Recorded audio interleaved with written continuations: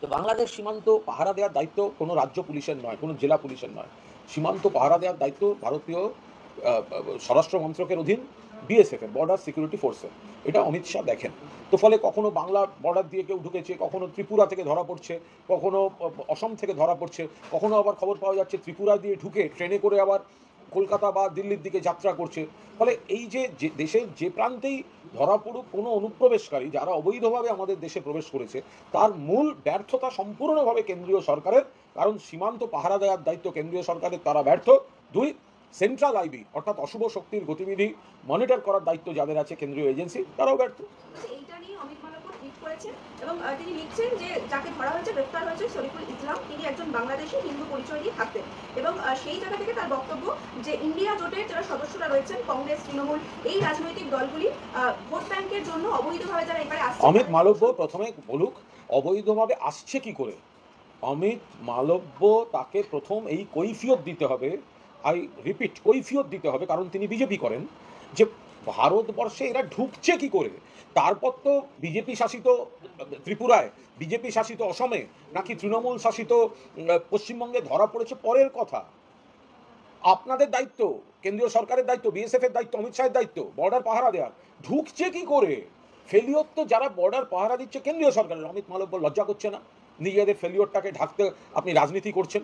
কেউ কোনো তোষণ করেনি, ধরা পড়ছে এখানেও, ধরা পড়ছে অন্য রাজ্যেও। কিন্তু আপনারা সীমান্ত পাহারা দিতে পারবেন না, তারা ঢুকে দেশের বিভিন্ন জায়গায় জনবহুল এলাকায় ছড়িয়ে পড়বে, আর তারপরে আপনারা যেখানে কোনো কুকীর্তি হচ্ছে তাদের দোষ দেবেন। এটা কি করে চলতে পারে? কিভাবে চলতে পারে এটা? বলছে মুম্বাই পুলিশ সূত্রে খবর যে এই সেফের ওপর হামলার ঘটনায় যে সে শিলিগুড়ি দিয়েই ভারতে অনুপ্রবেশ করেছে। দেখুন, এটা শিলিগুড়ি দিয়ে করেছে না ত্রিপুরা দিয়ে করেছে না অসম দিয়ে করেছে, এটা বড় কথা না। কয়েকদিন আগেই তো ধরা পড়েছে, ত্রিপুরায় একটা গ্যাং ধরা পড়েছে, যারা স্টেশন থেকে ধরা পড়েছে, যারা ট্রেনে উঠছিল দিল্লি এবং কলকাতা আসার জন্য। অর্থাৎ ঢুকছে একটা এন্ট্রি পয়েন্ট দিয়ে, যে পয়েন্টটাকে প্রোটেক্ট করার দায়িত্ব হচ্ছে কেন্দ্রীয় সরকারের, বিএসএফ এর। তো বিএসএফ যদি তাদের না আটকাতে পারে, তাহলে বাংলার কোনো পয়েন্ট দিয়ে ঢুকছে না, আসামের পয়েন্ট দিয়ে ঢুকছে না, ত্রিপুরার পয়েন্ট দিয়ে ঢুকছে, ফেলিওর তো কেন্দ্রীয় সরকারের। সুকান্ত মজুমদার আজকে বলছে যে এই যে অস্ত্র রাখুন, তার পাশাপাশি তিনি বলছেন যে দিদির পুলিশ বাঁচাবে না, কারণ এটা ফিরহাদের পুলিশ। দেখুন, এগুলো দায়িত্বজ্ঞানহীন, অপরিণত ছেলে মানুষই কথাবার্তা। পুলিশ কি করতে পারে সেটা গতকালও দেখিয়ে দিয়েছে। যে আসামি পুলিশকে গুলি করে জখম করে পালিয়েছিল, সেই যখন বাংলাদেশে পালাতে যায় তখন কিন্তু পুলিশই গুলি করে তাকে মেরেছে। ফলে পুলিশ কি করতে পারে দেখ, কিন্তু আমাদের বাংলার পুলিশ মানবিক পুলিশ, আইন শৃঙ্খলাও যেমন দেখেন মানবিকতাও রয়েছে। আগে থেকে প্ল্যান করে মানুষ মারবো, মানুষ মারতেই হবে, অমুক করতে হবে, এইভাবে পশ্চিমবঙ্গ পুলিশ কাজ করে না। পশ্চিমবঙ্গ পুলিশ আইনের মধ্যে দাঁড়িয়ে কাজ করে। যখন বাধ্য হয়ে গুলি চালানোর দরকার, পুলিশ চালিয়েছে। ফলে এখানে সুকান্ত মজুমদার যে মন্তব্যগুলি করছেন, এগুলি অপরিণত বাল্যখিল্য মন্তব্য। মুর্শিদাবাদের দমকলে পুলিশকে কুপিয়ে বন্দুক ছিনতাইয়ের ঘটনায় গ্রেপ্তার হলেন তৃণমূল পঞ্চায়েত সদস্যের সঙ্গে। দেখুন, পুলিশের ওপর যদি কেউ অ্যাটাক করে থাকেন, এটাই হচ্ছে তৃণমূল কংগ্রেস, এটাই হচ্ছে মমতা বন্দ্যোপাধ্যায়ের সরকার। পুলিশের উপর অ্যাটাক করেছে, সুতরাং যেই অ্যাটাক করে থাকুক, যে দলেরই হোক, যদি তৃণমূল কংগ্রেসেরও হয়, তাহলে নিশ্চিতভাবে পুলিশ তাকে গ্রেফতার করবে। পুলিশ এখানে রাজধর্ম পালন করছে। এখানে কোনো অবস্থায় দল, মত, জাতি, ধর্ম দেখে পুলিশ অ্যাক্ট করে না। ক্রাইম, পুলিশ সেই জায়গাটা আইন মতো অ্যাক্ট করে। মুর্দার বিজেপি বিধায়ক অমরনাথ শাখা তিনি দলীয় কর্মীদের বলেছেন যে বাঁকুড়ার বিভিন্ন জায়গায় অনুপ্রবেশকারীরা বাংলাদেশে থাকতে পারে, ভোটার কার্ড তৈরি করে আস্তানা তৈরি করছে, কোনো নাগরিকের সন্দেহ হলেই নথি যাচাই করার পরামর্শ দিয়েছে। তো নথি যাচাই করার জন্য পুলিশ আছে। এমন কোনো দায়িত্বজ্ঞানহীন কাজ কেউ যেন না করেন, যাতে এলাকায় কোনো অশান্তি তৈরি হয়, প্ররোচনা হয়। বিজেপি বিধায়ককে জেনে রাখা ভালো যে যদি কোনো অবৈধ অনুপ্রবেশকারী থাকে, তাহলে সেটা আপনার দলের অমিত শাহের দফতরের ব্যর্থতার জন্য সীমান্ত দিয়ে ঢুকেছে। এখন বাংলা সীমান্ত দিয়ে ঢুকেছে নাকি ত্রিপুরা বা আসাম বা ওরকম কোনো সীমান্ত দিয়ে ঢুকে বাংলা এসছে, এগুলো তো পরের কথা। কিন্তু সীমান্ত পাহারা দেওয়ার দায়িত্ব বিজেপির কেন্দ্রীয় সরকারের স্বরাষ্ট্র মন্ত্রকের অধীন বিএসএফ এর। ফলে এইভাবে কাউকে গিয়ে চড়াও হওয়া, কাগজ দেখি, অমুক দেখি, এগুলো বিজেপির কাজ নয়। যদি কোনো ক্ষেত্রে কারুর ক্ষেত্রে সন্দেহ থাকে, স্থানীয় থানাকে, পুলিশকে জানাবেন। যদি কোনো সন্দেহভাজন কোনো ঘটনা ঘটে থাকে, সেই জায়গায় লোককে, আপনারা সীমান্ত পাহারা দিতে ব্যর্থ হবেন, আবার সেটা দিয়ে লোককে প্ররোচনা দেবেন, এটা হতে পারে না। পুলিশের এই তৎপরতার যখন চলছে বা এই ঘটনা এসছে, তখন একটা প্রশ্ন হচ্ছে যে বাবুইহাটি নিয়ে সেই কাউন্সিলর এখনো পর্যন্ত অধরা। তার মানে তো বোঝাই যাচ্ছে পুলিশ চেষ্টা করছে। একাধিক জায়গায় ফেরারকে পুলিশ ধরেছে, হয়তো কোনো একটা জায়গায় ধরতে একটু দেরি হচ্ছে, তার মানে এই নয় যে পুলিশ চেষ্টা করছে না। ফলে পুলিশ নিশ্চিতভাবে ধরার চেষ্টা করছে। এখন সেটা আমরা সকলেই সেটা নজর রাখছেন, অপেক্ষা করছেন। আগামীকাল সাজা ঘোষণা রয়েছে, অভয়ের মা বাবা এখনো বলছেন যে একজনের পক্ষে এটা সম্ভব নয়। জুড়ে দেবো, প্রশ্নের সঙ্গে জুড়ে দিচ্ছি। সেটা হলো, এটাও বলছে যে চেস্ট মেডিসিন বিভাগের লোক আমার মেয়েকে খুন ধর্ষণের সঙ্গে জড়িত। দেখুন, কেউ কিছু শুনে কোনো কথা বলে দিলেন, এরকম একটা স্পর্শকাতর সময়ে এই ধরনের কথাবার্তাগুলো না বলাই বোধহয় ভালো। তাঁরা যন্ত্রণায় আছেন, তাদের মেয়ে খুন হয়েছেন। এবার সেই জায়গায় যে মানে যারা যা তাদের নিজেদের এজেন্ডায় বলে যাচ্ছে সেগুলোকে বিশ্বাস করে তারা এক একবার এক এক রকম কথা বলছেন। আমি খুব সবিনয়ে একটা প্রশ্ন করতে চাই। আজকে যখন কলকাতা পুলিশ যাকে ধরেছিল, আপনারা বলেছিলেন, এই অভয়ার বাবা মাই বলেছিলেন উই ওয়ান্ট সিবিআই। আপনারা চেয়েছেন, আপনারা কোর্টে গেছেন, আপনারা সিবিআইকে চেয়ে এনেছেন, এবং সিবিআই তদন্তে দেখা গেছে কলকাতা পুলিশ যে অভিমুখে তদন্ত করছিল সেটা ঠিক, এবং তারা চার্জশিট দিয়েছেন, সেই ব্যক্তি দোষী সাব্যস্ত হয়েছে। এরপরে তদন্ত এখনো চলছে।